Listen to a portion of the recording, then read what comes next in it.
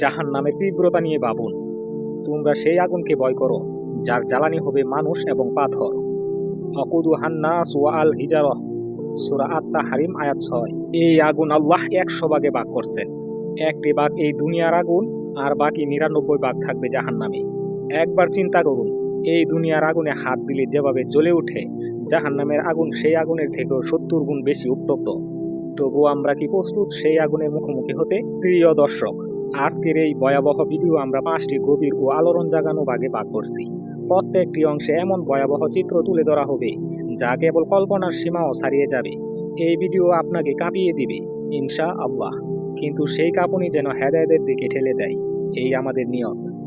এই 5টি অংশ হলো: 1. জাহান্নামের আগুনের তীব্রতা। 2. জাহান্নামের খাবার ও পানীয়। 3. শৃঙ্খল আগুনের পোশাক ও পাহারাদার ফেরেশতা। 4. জাহান্নামে কারা যাবে, যাদের জন্য বানানো হয়েছে। 5. আল্লাহর গজব ও তার রহমতের দ্বারা তওবার সুযোগ। প্রতিটি অংশ শেষ পর্যন্ত দেখুন, কারণ এটি শুধু একটা ভিডিও নয়, বরং আপনার জান্নাত ও জাহান্নামের মধ্যকার একটা ডাক। প্রথম অংশ, জাহান্নামের আগুনের ভয়াবহতা। প্রিয় দর্শক, আপনি যদি আজ ঘুম ভাঙিয়ে একটিবার ভাবতেন এই দুনিয়ার আগুনে হাত দিলে জ্বালা লাগে, আর যদি জাহান্নামের আগুনে পড়ে যায়। আল্লাহ বলেন, ওয়াকুদুহান নাস ওয়া আল হিজারাহ, সূরা আত-তাহরিম আয়াত 6, অর্থাৎ যার জ্বালানি হবে মানুষ ও পাথর। এই আগুন এমন ভয়াবহ যা আল্লাহ নিজ হাতে সৃষ্টি করেছেন শুধুমাত্র শাস্তি দেওয়ার জন্য। রাসূল সাল্লাল্লাহু আলাইহি ওয়াসাল্লাম বলেন, জাহান্নামের আগুন তোমাদের এই দুনিয়ার আগুনের চেয়ে 70 গুণ বেশি উত্তপ্ত। সহিহ বুখারী হাদিস 3265। চিন্তা করুন, আপনি গরম চা হাতে নিয়েও এক মুহূর্তের বেশি ধরতে পারেন না, তাহলে সেই আগুন কেমন, যা 70 গুণ উত্তপ্ত, যা নিভবে না, হালকা হবে না, থামবে না। সেখানে মানুষের ত্বক গলে যাবে, তাদের পুরানো হবে বারবার, আর ত্বক যখন পুড়ে যাবে, আল্লাহ আবার নতুন ত্বক সৃষ্টি করবেন যাতে তারা আবার শাস্তি পেতে পারে। আল্লাহ বলেন, কুল্লামা নাজিজাত জুলুদুহুম বাদদালনাহুম জুলুদাম গায়রাহা লিয়াযুকুল আযাব, সূরা আন-নিসা আয়াত 56। অর্থাৎ তাদের ত্বক যখনই পুড়ে যাবে, আমি নতুন ত্বক সৃষ্টি করব যেন তারা শাস্তির স্বাদ পেতে থাকে। এমন আগুনে জ্বলবে সেই মানুষ যে আল্লাহকে ভুলে গেছে, যে অহংকার করে, যে নামাজ ছেড়ে দিয়েছে, যে অন্যায় করে লজ্জা পায় না। আজ আপনি ভয় না পেলে কাল কিন্তু আপনি আগুনে পড়বেন। আজ আপনি চোখের পানি না ফেললে কাল আগুনে দাউ দাউ করে কাঁদলেও লাভ হবে না। আল্লাহ আমাদের আগুন থেকে বাঁচার জন্য বলেন, ফাত্তাকুন নার, অর্থাৎ তোমরা আগুন থেকে বেঁচে থাকো। কিন্তু আমরা কতটুকু প্রস্তুত? এই প্রথম অংশে আমরা জানলাম জাহান্নামের আগুনের ভয়াবহতা।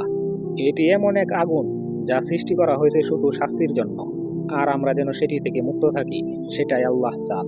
প্রিয় দর্শক, এখন আপনি এমন এক ভয়াবহ দৃশ্য কল্পনা করতে চলেছেন যেখানে ক্ষুধা ও তৃষ্ণায় কাতর মানুষ খাবার চাইবে, পানি চাইবে, কিন্তু যা তাদের দেওয়া হবে তা হবে আগুনের চেয়েও ভয়ঙ্কর।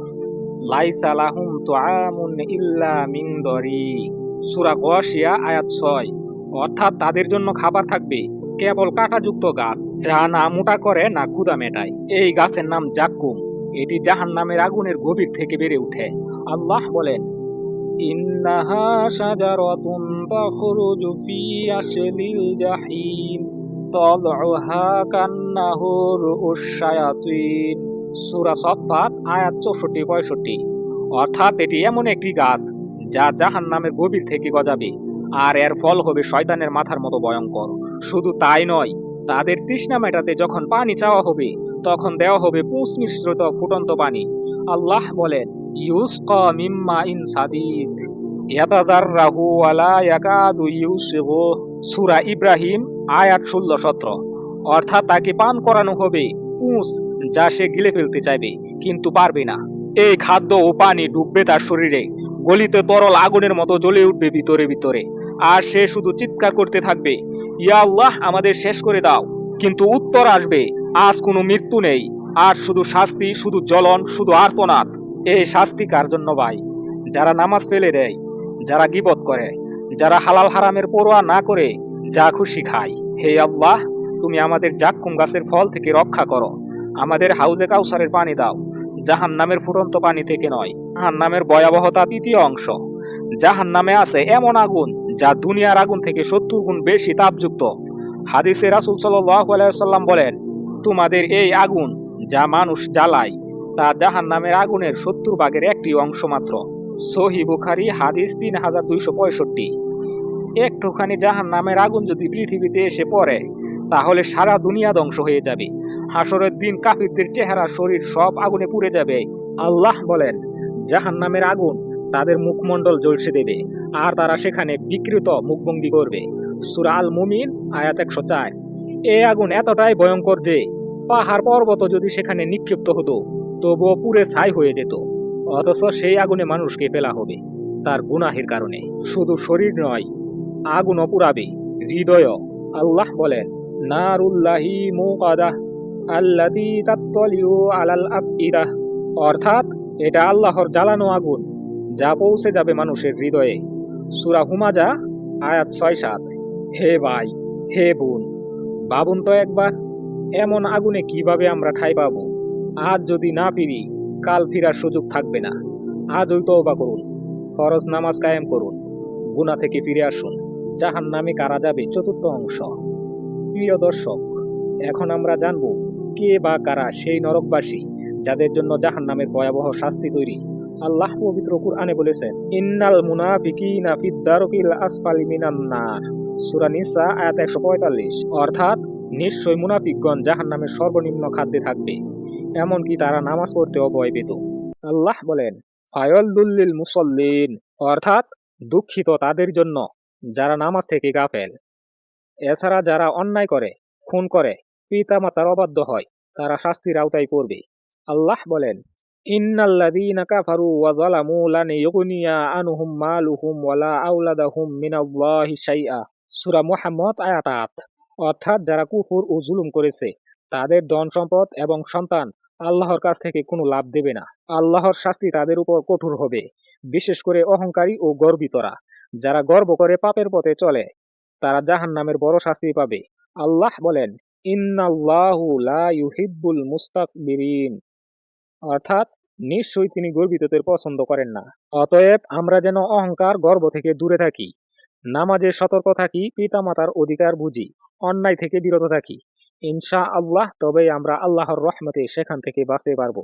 5ম অংশ, আল্লাহর গজব ও রহমতের দ্বারা তওবার সুযোগ। প্রিয় দর্শক, যদিও জাহান্নামের শাস্তি ভয়ঙ্কর, আল্লাহ তাআলা আমাদের জন্য রহমতের দুয়ারও খুলে দিয়েছেন। তিনি অনেক দয়ালু, অনেক ক্ষমাশীল। আল্লাহ বলেন, ইন্নাল্লাহা ইয়াগফিরুয যুনুবা জামিআন ইন্নাহু হুয়াল গাফুরুর রহিম, সূরা আজ-জুমার আয়াত 53। অর্থাৎ নিশ্চয়ই আল্লাহ সমস্ত গুনাহ ক্ষমা করেন, তিনি ক্ষমাশীল, দয়ালু। আর এক আয়াতে আল্লাহ বলেন, ওয়াতুবু ইলাল্লাহি জামিআন আইয়ুহাল মুমিনুন লাকুম তুফলিহুন, সূরা নাবা আয়াত 35। অর্থ, হে ঈমানদারগণ, সবাই আল্লাহর দিকে তওবা করো যাতে তোমরা সফল হতে পারো। হে ভাই ও বোন, আজই যখন এই ভিডিওটি দেখছেন, আল্লাহর নৈকট্য লাভের জন্য ফিরে আসার সময় এখনই।